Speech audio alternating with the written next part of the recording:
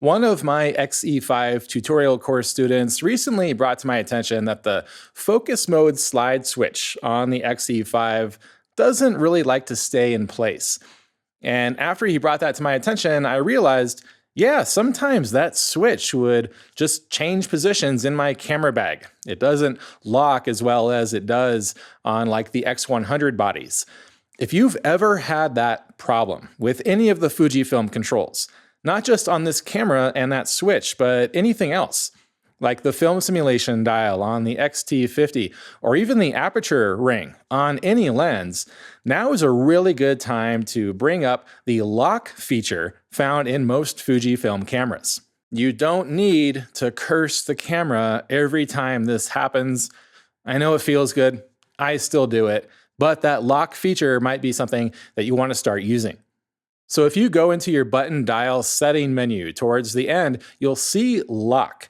And when you go into lock, there are a couple of different options there, but what I think you'll really like is the function selection. So if you go into function selection, you can put a check mark next to any of those controls that you find get changed on you without you knowing it, or without you intentionally changing those controls, like the focus mode switch here on the XE5. So I'm going to put a check mark next to focus mode.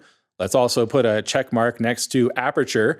And if you're using like the X-T50 and you hate how that film simulation dial rotates so easily, you can put a check mark next to film simulation dial.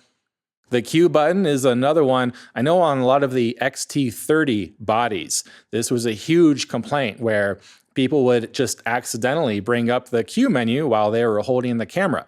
So you can put a check mark next to Q button to lock that out. And now anything that has a check mark next to it, whatever you have that function or that control set to, when you lock the controls, that value, whatever that control is at, is going to be locked in place until you unlock it. And the shortcut to quickly toggle the lock and unlock is to press and hold the menu button while you're in shooting mode.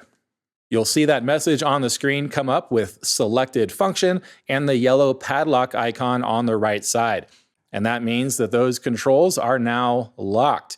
You can turn the camera off. If you have, let's say, your focus mode switch set to M for manual focus with the controls locked, you can turn the camera off, flip that focus mode switch to S, turn the camera back on, and it's still going to be in M for manual focus because that's where it was at when you locked the selected controls. If you want to now go into single shot autofocus mode, you just press and hold that menu button again until the lock turns off. You will resume shooting with the current position for those controls. So I know this is a really short video, but it can be a lot of help for you, especially if you're getting frustrated by some of the controls just changing on you without you knowing it or without you thinking that you changed those controls. You can choose to lock them.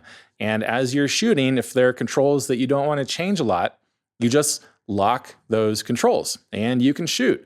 And then whenever you want to change any of those settings, you can just hold that menu button to unlock the controls, change it to whatever you need to, and then relock the controls. They're going to stay there.